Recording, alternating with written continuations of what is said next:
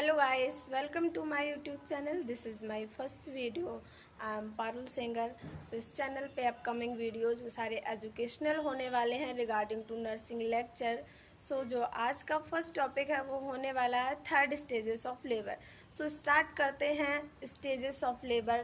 तो जो ये मेन है कि समझ लेना चाहिए कितनी स्टेजेस होती हैं. कंटिन्यू 4 स्टेजेस होती हैं लेबर की. तो जो फर्स्ट स्टेज होती है उसमें होता है डायलेशन एंड सर्विक्स. जो सर्विक्स होता है उसका पूरा डायलेशन हो जाता है 1 सेंटीमीटर से 10 सेंटीमीटर तक. एंड जो सेकेंड स्टेज होती है वो डिलीवरी स्टेज होती है. इसमें जो बेबी होता है वो डिलीवर हो जाता है. एंड जो थर्ड स्टेज होती है उसमें प्लेसेंटा आउट होता है. एंड फोर्थ स्टेज रिकवरी की होती है. तो आज जो हम एक्सप्लेन करेंगे पूरा डीप में पढ़ेंगे थर्ड स्टेजेस ऑफ लेबर. तो आगे पूरी वीडियोस देखिएगा, स्किप मत करिए, लाइक शेयर सब्सक्राइब करिएगा. देखते हैं आगे थर्ड स्टेजेस ऑफ लेबर. आगे पढ़ते हैं इंट्रोडक्शन थर्ड स्टेज का. The third stage is called the placenta stage. इसको प्लेसेंटा स्टेज कहते हैं. ये शुरू होता है बेबी के बोर्न होने से, जैसे बेबी डिलीवर होता है, और एंड होता है डिलीवरी ऑफ द प्लेसेंटा. जैसे ही प्लेसेंटा आउट हो जाता है ये थर्ड स्टेज ख़त्म हो जाती है. मतलब बेबी का बोर्न होना प्लेसेंटा के आउट होने के बीच की जो प्रोसेस होती है उसको हम कहते हैं थर्ड स्टेजेस ऑफ लेबर. जो ये स्टेज होती है इसका टाइम ड्यूरेशन ज़्यादा नहीं है, शॉर्ट स्टेज होती है. 15 to 20 सेकेंड 20 सेकेंड नहीं 20 मिनट लगते हैं. 15 to 20 मिनट लगते हैं. और देन इसकी डेफिनेशन क्या होती है. The third stage of labour is defined as the time between the delivery of the baby and the expulsion of the placenta. Means ये इसकी एकदम सिंपल सी डेफिनेशन है जो आप इजीली याद कर सकते हैं. And duration of the third stage labour जो मैंने बताया था 15 to 20 मिनट होता है. तो इजी सी डेफिनेशन है. The third stage of labour is define किया गया एज द टाइम, मतलब ये टाइम है between the delivery of the baby के डिलीवर होने का, and the expulsion of the placenta, और प्लेसेंटा के एक्सपल आउट होने के बीच का जो टाइम होता है उसको कहते हैं थर्ड स्टेज ऑफ लेबर. जिसके आप आसानी से डेफिनेशन याद कर सकते हैं और इजी है, ये आपको लिखने में भी आराम रहेगा आपके एग्ज़ाम्स में. उसके बाद इसकी ड्यूरेशन की बात हो गई. अब हम इसमें आगे पढ़ते हैं कि जो सेपरेशन होता है, फिजियोलॉजिकल सेपरेशन कैसे होता है प्लेसेंटा का. तो नेक्स्ट स्लाइड में हम देखेंगे separation, physiological process of placental separation and expulsion. तो इसमें आता है placental separation, descend of the placenta, expulsion of the placenta. तो एक एक करके अब ये हम डिस्क्राइब करेंगे. प्लेसेंटल सेपरेशन क्या होता है, डिसेंड ऑफ द प्लेसेंटा क्या होता है, एक्सपल्जन ऑफ द प्लेसेंटा क्या होता है. पूरा वीडियो देखिएगा, स्किप मत करिएगा. अगर आपको पसंद आए तो लाइक शेयर सब्सक्राइब करें चैनल. तो अब आगे देख लेते हैं कि प्लेसेंटल सेपरेशन. अब प्लेसेंटल सेपरेशन का मतलब है कि जो यूट्रस से प्लेसेंटा कैसे सेपरेट हो रहा है. देखिए placental separation after delivery of the foetus the uterus continue to contract and retract as the placenta is inelastic, it start to separate through the spongiosal layer by one of the following mechanism. जो placental separation होता है after delivery of the foetus, मतलब foetus के deliver होने के बाद the uterus continue, जो uterus होता है वो कंटिन्यू कॉन्ट्रैक्शन करता रहता है. जिससे अगर यूट्रस कॉन्ट्रैक्शन करेगा तभी तो फिर जो प्लेसेंटा है वो आउट हो पाएगा. तो यूट्रस कंटिन्यू कॉन्ट्रैक्ट करता है एज द जिससे प्लेसेंटा है ईजिली आउट हो जाए. उसके बाद ये आता है बिफोर सेपरेशन, और फिर लास्ट इसके बाद आएगा आफ्टर सेपरेशन. मतलब बिफोर सेपरेशन में पर abdomen uterus become discoid in shape. जो यूट्रस होता है वो डिस्क्वायर्ड शेप में हो जाता है. बेलोटेबल फील होता है. फंडल हाइट होती है वो स्लाइटली ब्लो रहती है अम्बिलिकस की. और जो वजाइना होती है length of the umbilical cord वो विजुअल होती है. आउटसाइड रिमेनिंग पार्ट जो उसका होता है विजुअल होता है. ये बिफोर सेपरेशन है. अभी जो इसके आगे वाली स्लाइड आएगी उसमें हम देखेंगे कि आफ्टर सेपरेशन में क्या चेंजेस हो जाते हैं. जैसे बिफोर सेपरेशन में इसका शेप है वो डिस्क्वायर्ड शेप में है, और जो आफ्टर सेपरेशन है उसमें उसका शेप चेंज हो रहा है. अम्बिलिकस जो फंडल हाइट है वो उसकी ऊपर जा रही है कि नीचे जा रही है, ये सारी चीज़ें देखनी पड़ेंगी. अब कंटिन्यू चैनल में रहिए, आपको आगे और भी नर्सिंग से रिलेटेड वीडियो मिलेंगे जो हेल्पफुल होंगे आपके लिए। सो गाइस, आगे बढ़ते हैं बिफोर सेपरेशन से अब आफ्टर सेपरेशन की तरफ। सुपर एब्डोमेन, जो पर एब्डोमेन होता है, यूट्रस बिकम इज ग्लोबुलर। जो यूट्रस होता है यहाँ पे उसका शेप ग्लोबुलर हो जाता है, फर्म एंड बेलोटेबल हो जाता है। जो उसकी फंडल हाइट होती है वो स्लाइटली रेज्ड हो जाती है, और वजाइना में slight gush of vagina bleeding and permanent lengthening of the cord होता है। ये आफ्टर सेपरेशन और बिफोर सेपरेशन के जो चेंजेस हैं ये समझ आ जाएगा कि जैसे मतलब प्लेसेंटा जब सेपरेट नहीं हुआ होता है तब उसमें एब्डोमेन किस तरीके का दिखाई देता है, उसकी फंडल हाइट क्या होती है, वजाइना से कैसे पता कर सकते हैं जो एग्जामिनेशन होता है। तो ये दोनों के बीच का गैप रहता है कि बिफोर सेपरेशन और आफ्टर सेपरेशन के बीच से आपको ये चीज़ें आसानी से पढ़ने के बाद आपको आसानी हो जाएगी वो पता लगाने के लिए कि अभी सेपरेट हुआ है प्लेसेंटा यूट्रस से या सेपरेट नहीं हुआ है। सो नेक्स्ट आगे बढ़ते हैं अब दूसरी स्लाइड की तरफ। एंड ऑफ द प्लेसेंटा में क्या चेंजेस आते हैं।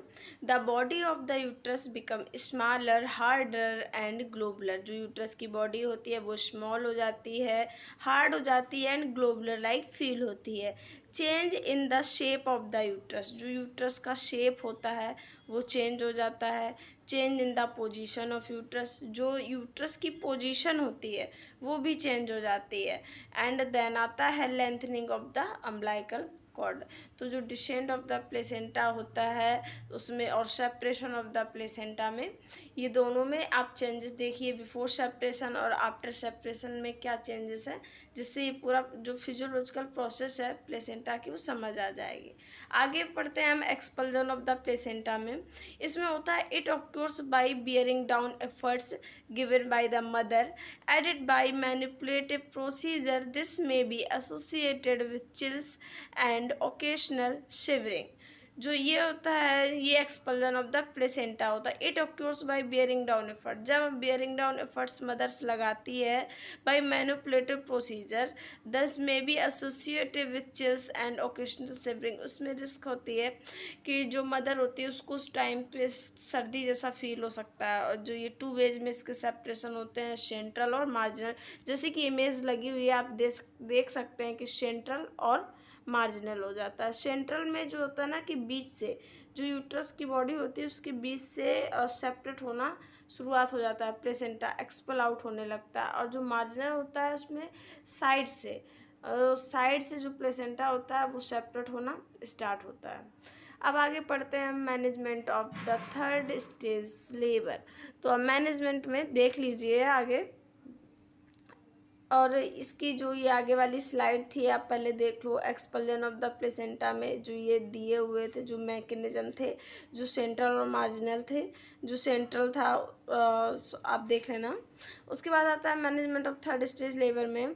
Guard the uterus to keep yourself and anyone else from the massaging it prior to placental separation. Do not massage the uterus before placental separation. Expect when parietal separation has occurred by natural process and excessive bleeding evident. इसका मतलब है कि जो uterus में हमें massage नहीं करना होता है जब तक कि प्लेसेंटा है वो सेपरेट नहीं हो जाता है। आता है नेक्स्ट पढ़ते हैं। Do not pull on the umbilical cord before the placenta separate or ever with an uncontracted uterus.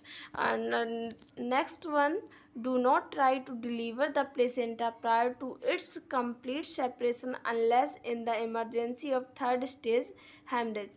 And then last, wait for the natural process to occur and do not interfere.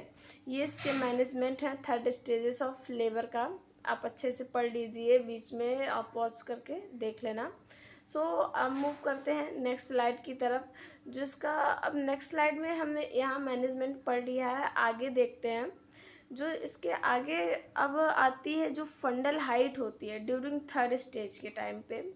जो at the end of the third stage following the expulsion of the placenta the fundus is about 4 centimetre below the umbilicus.